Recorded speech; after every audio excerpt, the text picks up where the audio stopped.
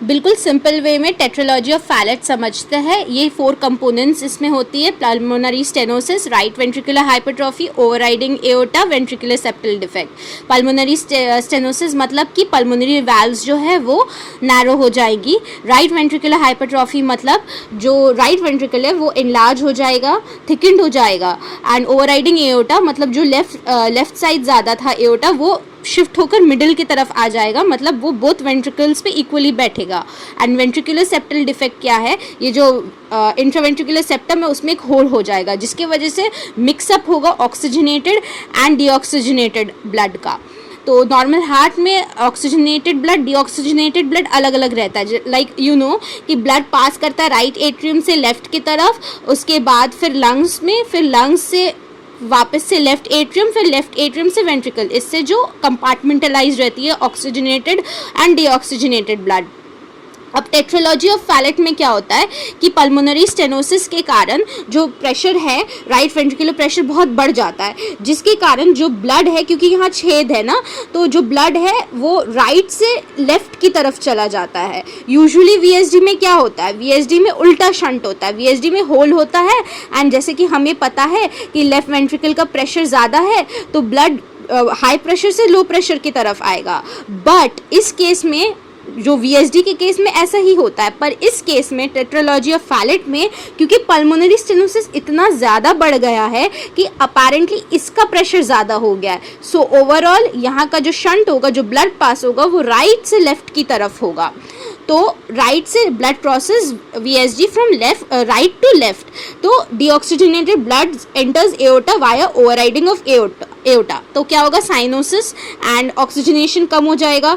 Obviously oxygen कम पहुंच रहा है तो साइनोसिस हो रहा है।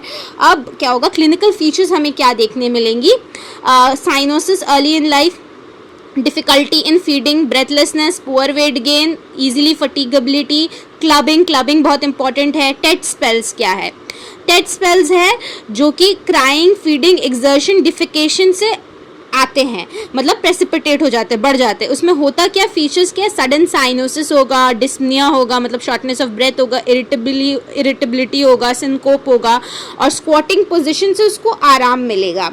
अब एग्जामिनेशन कैसे हम लोग कर सकते हैं, सेंट्रल साइनोसिस, जनरल एग्जामिनेशन में क्या क्या है, central cyanosis, clubbing, tachypnoea, failure to thrive. Inspection में वही साइनोसिस दिखेगा, पैल्पेशन में हमें left parasternal heave, systolic thrill, और सबसे इंपॉर्टेंट हमारा ऑस्कल्टेशन, इसमें हार्श इजेक्शन, सिस्टोलिक मर्मर सुनाई देगा। जो भी नॉर्मल हार्ट साउंड्स के अलावा सुनाई देगा वो मर्मर है। बहुत सिंपल भाषा में ही बता रही हूँ। और उसके बाद जो सेकंड हार्ट साउंड है वो भी नहीं सुनाई देगा, हम लोगों को सिर्फ फर्स्ट हार्ट साउंड सुनाई देगा। और ये फोर्थ जो ट्राइकस्पिड एरिया, यहाँ पर हमें 4th to 5th left intercostal space just left to the sternum है। अच्छा, इसके अलावा इन्वेस्टिगेशंस हम लोग क्या देख सकते हैं, चेस्ट एक्सरे में बहुत इंपॉर्टेंट है, बूट शेप्ड हार्ट होगा इसका। उसके बाद ईसीजी में right axis deviation, right ventricular hypertrophy होगा। ईसीजी गोल्ड स्टैंडर्ड है क्योंकि सारा देखिए सब चारों दिखा रहा है, चारों डिफेक्ट्स दिखा रहा है। और इसके अलावा अदर्स में ऑक्सीजन सैचुरेशन और मैनेजमेंट, डेफिनेटिव ट्रीटमेंट, स्क्वाटिंग। अच्छा, ये स्क्वाटिंग पोजीशन रिलीफ क्यों करता है, क्योंकि ये सिस्टमिक वैस्कुलर रेजिस्टेंस को बढ़ाता है, मतलब कि इससे क्या होगा, right to left shunt decrease होगा, blood flow to the lungs increase हो जाएगा, ऑक्सीजनेशन बढ़ जाएगा, तो ओवरऑल रिलीफ मिलेगा। अच्छा, इसके कॉम्प्लिकेशंस है brain abscess, stroke, infective endocarditis, arrhythmias, heart failure, polycythemia, और डीडी है transposition of great arteries, tricuspid atresia. उसके बाद anomalous pulmonary venous connection, persistent truncus arteriosus. Highlighting points है कि शंट होगा right to left, boot shaped heart होगा x-ray में, relieved by squatting, best test echocardiography है, definitive treatment obviously surgical repair है।